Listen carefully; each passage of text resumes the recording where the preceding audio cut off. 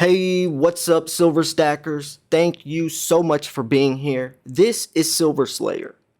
Silver stacking is by far the best investment, and I know there are a lot of new investors entering the world of precious metals, more particularly silver, which is a great thing. There's a reason why my name is Silver Slayer and not Gold Slayer. There's a reason why it's called Wall Street Silver, not Wall Street Gold. There's a reason why there's such a big silver stacking community on YouTube and not so much gold. Silver makes more sense, it has more opportunity, and if you are a beginner, welcome. Silver stacking is going to change your life. There's a lot to know, but it's not too hard to stack.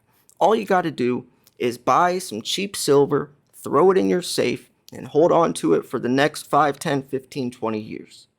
A lot of people try to overcomplicate it.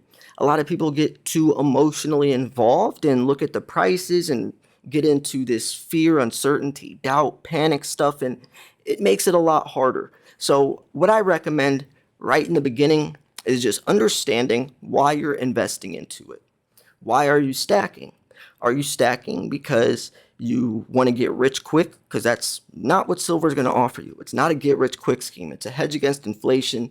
It's preservational wealth. It's like putting your money in a time capsule. It's understanding that the dollar is collapsing, so you want to put your hard-earned money into something that is going to hold its value while the dollar in your bank account is slowly burning away, diminishing. The dollar's lost 98% of its purchasing power. Gold and silver has lost 0% of its purchasing power. 0%.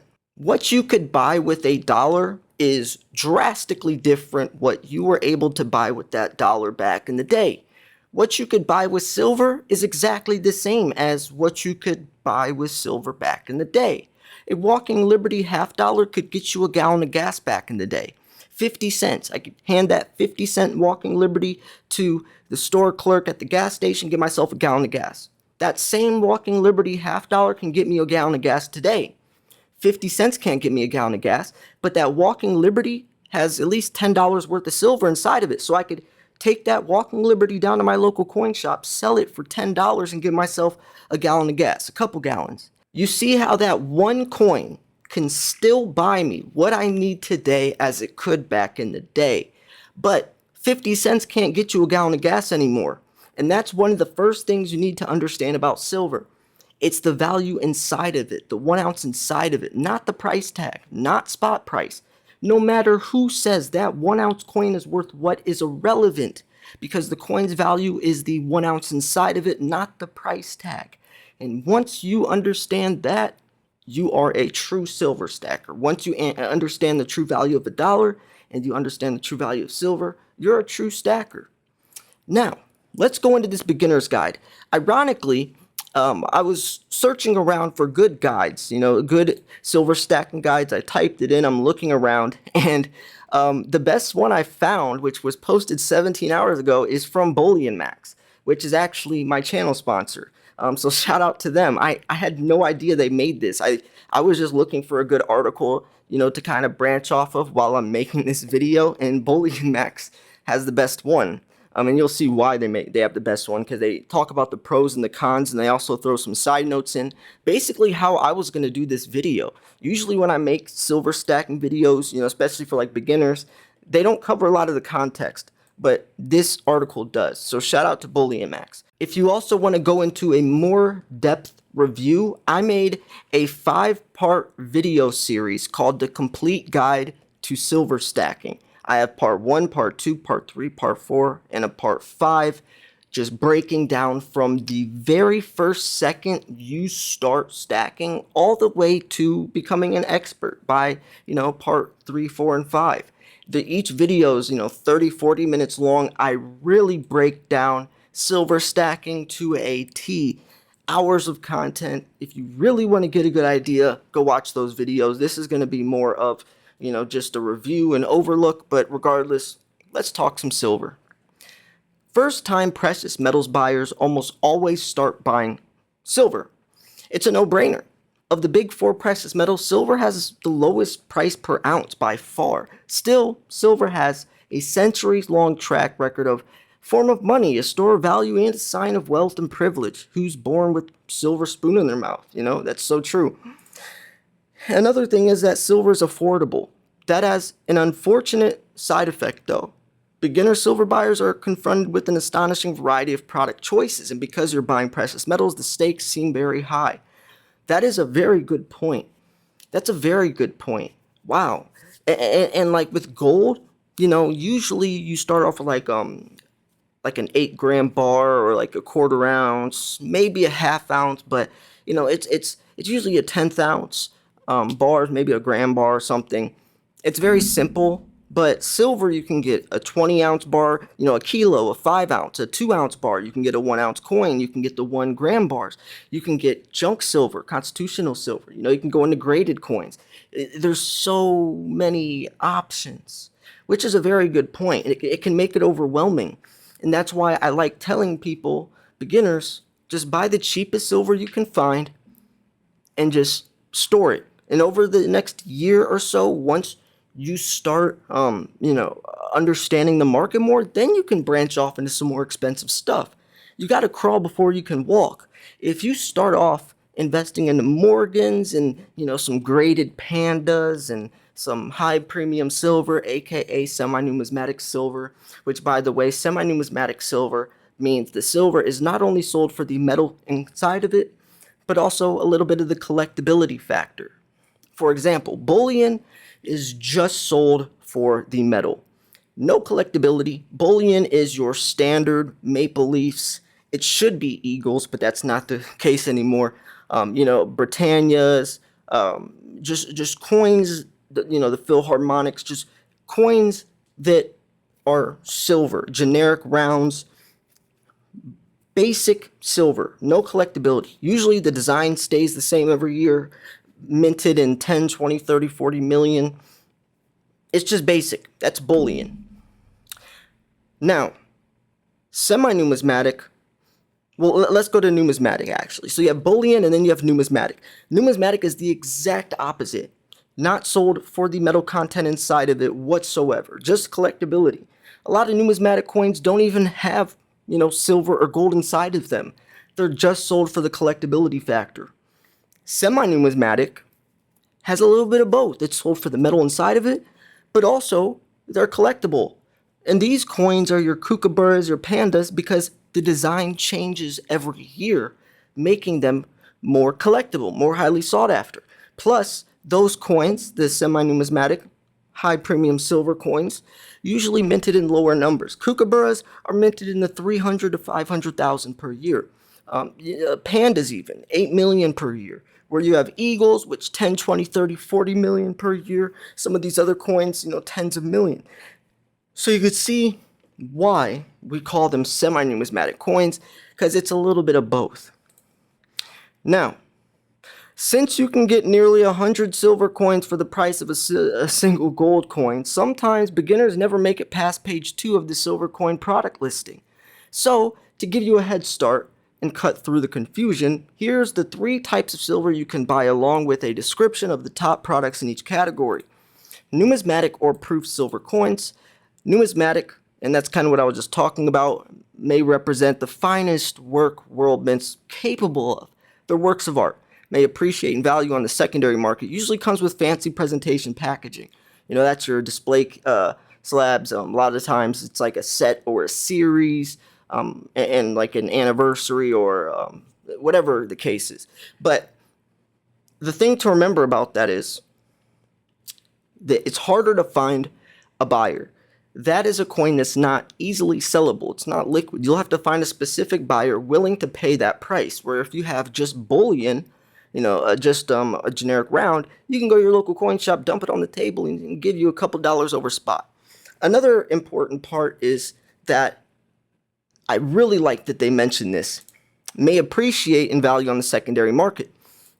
Numismatic and semi-numismatic coins are detached from spot price. That's one of the benefits of buying higher premium silver, semi-numismatic coins, because regardless of what spot price does, those coins do their own thing. So if spot price in the next 20 years is still $20, your stack has not appreciated a single penny, because all the bullion you have is pegged to spot price. But if you have pandas, kookaburras, some semi-numismatic or numismatic coins, those coins will have quadruple, quintupled by then because they grow in collectability, the collectible factor. They're detached from spot price.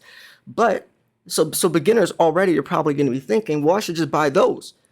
But it's still good and probably best to have just bullion, especially in the beginning. It's like building a house. If you're going to build a house, the foundation has to be strong.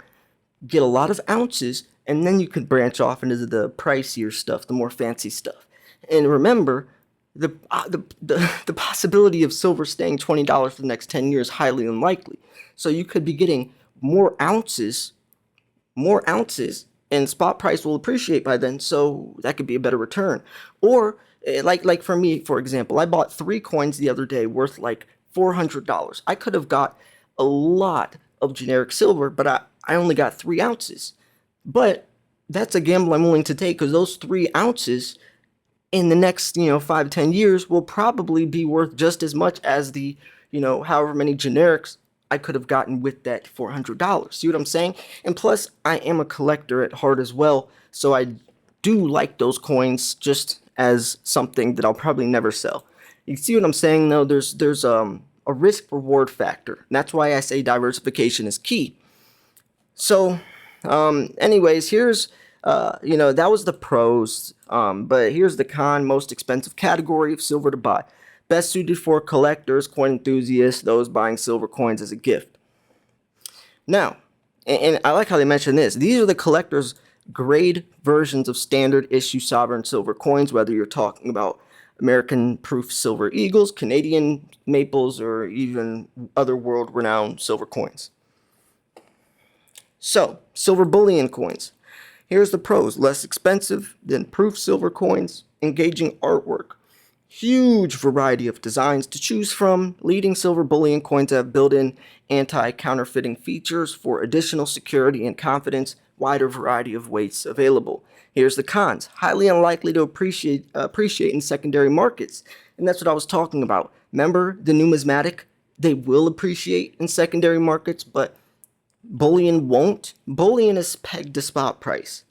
So when you're buying an ounce of silver, you're buying it just in faith that silver itself will rise in price, where semi-numismatic coins is buying that coin because it's going to rise in price as it's more rare, more scarce, more collectible.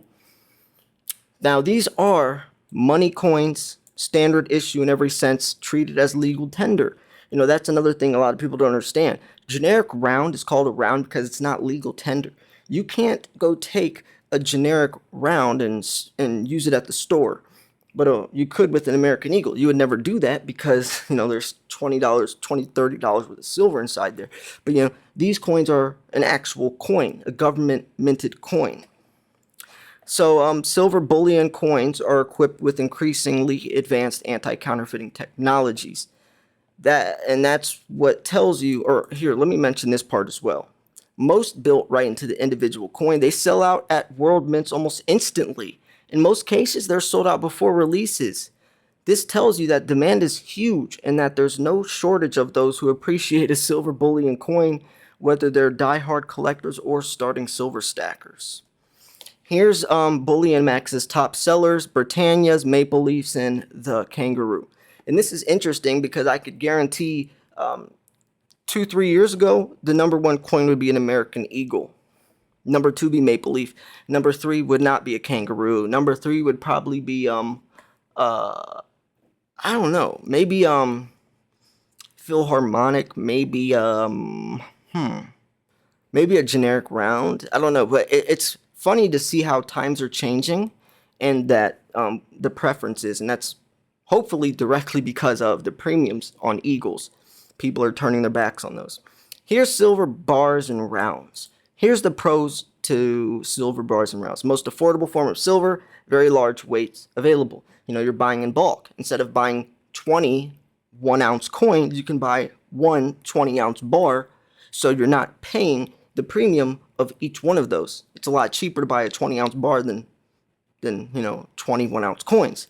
Cons: may be less liquid on the secondary market, cannot be expected to appreciate in aftermarket value. Here's the most important thing when I talk about heavy bars. I don't ever go above 10 ounces. You'll never see me with a 20-ounce bar. Why, Silver Slayer? That's the cheapest. Well, think of this. Let's say silver does go to $100, $200. How easy do you think it's going to be to sell that bar to someone? It's going to be extremely expensive. Just why most people don't buy more than a tenth or a half ounce gold coins. A lot of people don't buy 1 ounce gold coins because it's going to be harder to sell. Liquidity is key. Liquidity is critical, especially for preppers and barters, people like that. Liquidity is the most important thing. You have to be able to sell it very easy, very fast. And if you have a bar, when silver's sitting at $200 an ounce, then 20 ounces, that's an expensive bar. So a lot of times I only go at 10 ounces or lower, usually 5 ounces. Another thing about bars is, or going into prepping, and prepping and, bartering and all that, the SHTF type stackers, that type of silver is best for, or that type of stacker, constitutional silver, junk silver is best for because it's fractional. It's actually the opposite of the heavyweight. It's trying to get the lowest weight. These are your Mercury dimes, your Barber dimes, Barber quarters, Walking Liberty half dollars, stuff like that. Because let's say you want to trade or barter with someone, something that is not worth a full ounce. What are you going to do? Take a chainsaw to your 1 ounce coin and cut it in half so you can, so you're not screwing yourself over? Just like we use change today. If you want to get a pack of gum that's 60 cents, if all you have are dollars, you're ripping yourself off for 40 cents. Or, it's constitutional silver is a great way to store fractionals as well. Or even like the Volcambi 1 gram bar or something along those lines. And that goes back to what I said in the beginning. Why are you stacking silver? Are you more of the prepper? Are you more of the person that's just diversifying your portfolio but have a lot of stocks and other things? It all comes down to that, because that could determine the type of silver you buy. So let's look into this. Now, these two products, and they're talking about coins and bars, are actually different from one another. Or silver bars and rounds, sorry. And they're talking about mostly grouped because of their similarities and premiums over spot. And that's a good point. They're private mintage numbers, or private, mintages. Usually coins or silver bars and rounds are minted in the, tens of millions. There's no mintage cap, where American Eagles are, like 2019, I think it was 14 million minted. Kookaburras are always 300 to 500,000. Pandas are always 8 million minted per year. They always have set mintage numbers. While silver coins can only be minted by government mints or private mints under government contract, any refiner or mint can make their own silver bars and rounds.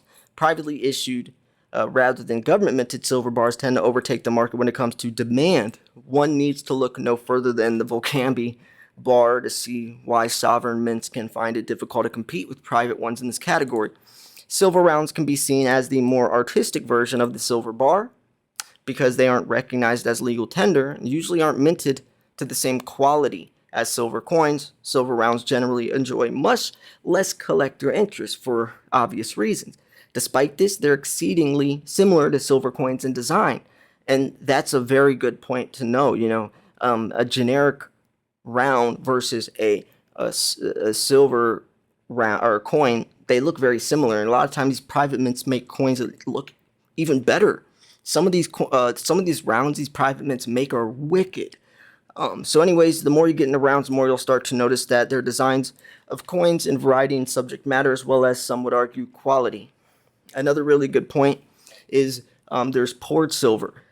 Cast bars and poured silver are completely different. Poured silver is someone who pours in their garage or wherever, and a lot of times these are like artistic pieces. It's like a form of art, and they're very low mintage numbers, since there's a person hand pouring each one of those bars instead of a machine just making a whole bunch of cast bars.